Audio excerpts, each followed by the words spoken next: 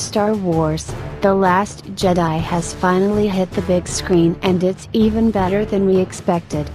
Fans, of course, have different opinions on the matter, most of them beyond delightful, and like so many others we believe it's one of the best movies of the new Star Wars era. What was so good about it? Well, the good versus evil trope that is as old as the universe itself was played out a bit differently this time, and it's one of the most refreshing things we could see in a movie that revolves solely around this topic. We've got more than a few decent plot twists, a whole bunch of cute otherworldly creatures, and a totally new, or some might argue, very old, interpretation of the Force and the way it works. Yep, Jedi aren't what they used to be, but there's a reason for that. The movie is packed with all kinds of cameos, nods to the extended universe, shared universe connections, and secret backstories.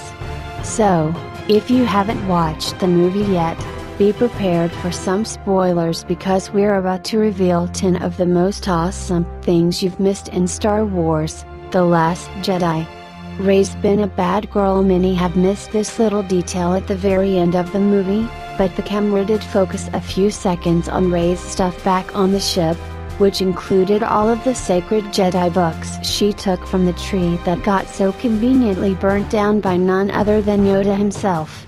Luke and Yoda did have quite a funny interaction when Skywalker wanted to burn the tree, but couldn't, and Yoda mentioned that Rey already had all the knowledge of the tree, so he might as well just go with it. He told it like the girl was wiser than all those old-looking Jedi texts, when in fact she literally had them with her. Which, of course, Yoda already knew because he's cool like that. The kid and the broom. This moment was quite obvious, but so swift that most people actually missed it completely. So, in the very end of the movie we see a kid on Rose's home planet. He actually uses the Force to grab the broomstick. This is quite a big deal because, as it has been explained to us in the movie, the Force kind of acts on its own according to the universal balance of things. This means you don't have to be of noble or whatever Force-bearing bloodline like Skywalker, Palpatine, or Kenobi. Now anyone can be born a Jedi. Just like Rey is a girl from an ordinary family with no Jedi history whatsoever, we should expect more people like her to appear real soon. It is also a nod to the whole slave boy using Force to escape story like it happened with Anakin Skywalker in Star Wars, Episode I, The Phantom Menace. A few cameos that are hard to spot. Rian Johnson's new installment of Star Wars is packed with starry cameos. For example, that handsome codebreaker that Finn and Rose never got to recruit for their mission was none other than Justin Theroux from The Leftovers, while Joseph Gordon-Levitt got to voice the panic-stricken alien that showed the police where Rose and Finn illegally parked their vehicle in front of the casino. And you've probably recognized the devilishly charming Benicio del Toro playing the treacherous codebreaker that sold at the whole Resistance. Those dice are pretty special. It's hard to pick a memento that would 100% remind fans of Han Solo, so the creators of Star Wars: The Last Jedi decided to be smart about it. It appears Han's golden dice that became such a focal point in the new movie actually has a history. At least, if you go back to the original trilogy you'll find the very same dice hanging in the Falcon's cabin. Although it hasn't been an object of interest in the previous movies, die-hard Star Wars fans will recognize it in a matter of seconds. Luke also resurrected Han's most recognized line, "See you around, kid," and did it in a very Harrison Ford-esque voice.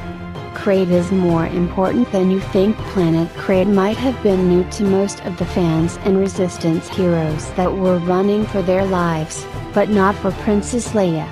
The planet was first introduced in the novel Leia, Princess of Alderaan by Claudia Gray, who depicted it as a tiny world covered in salt flats.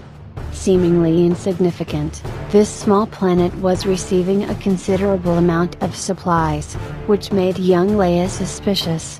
When she finally came to Crate, she found out that the supplies were meant for the Rebel Alliance led by none other than Bail Organa, her father. This is where she joined the Resistance as a teenager, so it would be only fitting that she should seek shelter in the very same place when all hope is seemingly lost. Marvel's Storms of Crate comic series also delves into the events of those days. A shout out to Beastie Boys, again. The Abnido alien race first appeared in The Force Awakens and has been in Star Wars ever since. Most fans are familiar with these species, but what most people don't know is that each Abnido gets his name from a Beastie Boys song. Yep, that's right.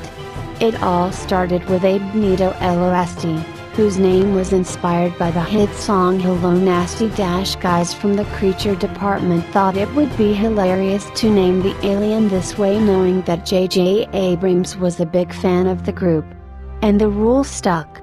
We now have all kinds of funky Abnido names: Brismonkey, derived from Brass Monkey, Okomunico, from Milk Communication, and Rudown, from Root Down.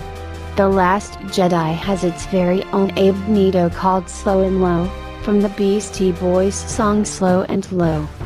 We first see him on Canto Bright talking to police officers about Rose, Finn, and their illegal parking. Yep, that's the alien voiced by Joseph Gordon-Levitt. The disturbing green milk scene was there for a reason. Blue milk has become somewhat of a staple drink for the Star Wars universe, so no wonder each producer tries to include it in his own movie. We've seen it in the first ever movies of Star Wars, as well as in Rogue One, and, naturally, Rian Johnson wanted to include some, too. He went even further and graced the viewers with a slightly different take on the legendary milk produced by Banthas. He created green milk that Luke gets from laid-back Thalas irons on H2.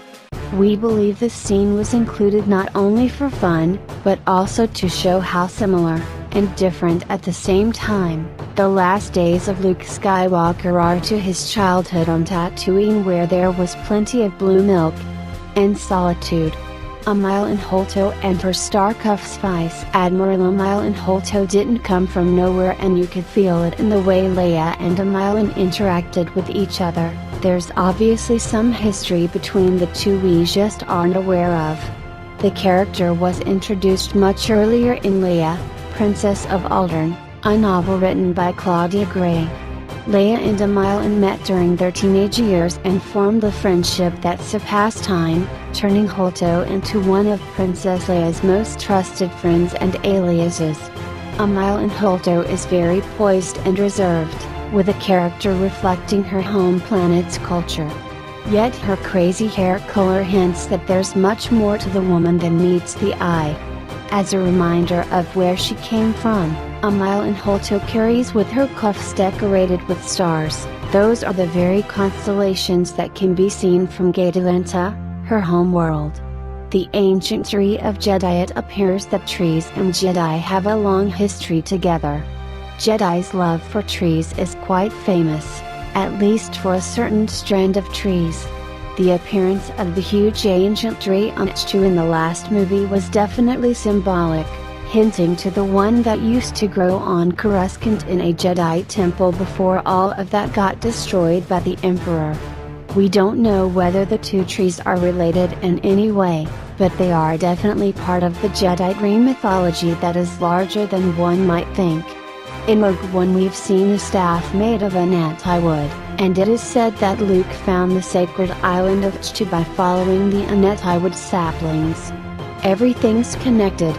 Clues that point to Luke's force projection in this episode of Star Wars. Luke went all Yoda on us and, just like the Grandmaster that he was, went out of his body and astral projected himself to fight Kylo Ren.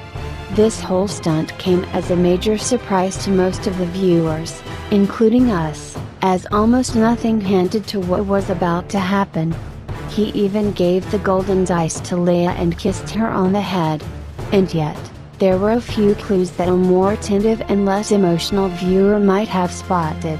If you take a closer look, Luke looks much younger compared to his last appearance on the island with Rey. Less wrinkles and no gray in his beard, he looks just like he did in the Jedi Temple flashback.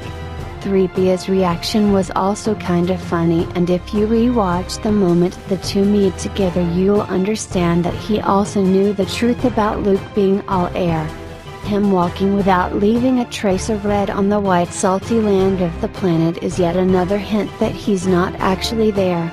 And, of course, fighting without actually fighting, he dodges all Kylo's attacks without ever making any contact. All that just to buy the Resistance more time.